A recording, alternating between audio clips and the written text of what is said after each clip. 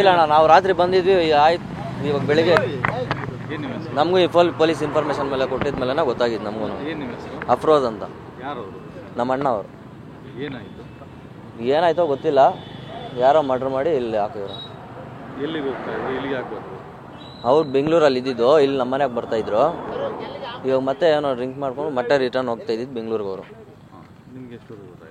ನಮಗೆ ಬೆಳಿಗ್ಗೆ 5 ಗಂಟೆನಲ್ಲಿ ಗೊತ್ತಾಯಿತು ಹಿಂಗಾಗಿದೆ ಅಂತ.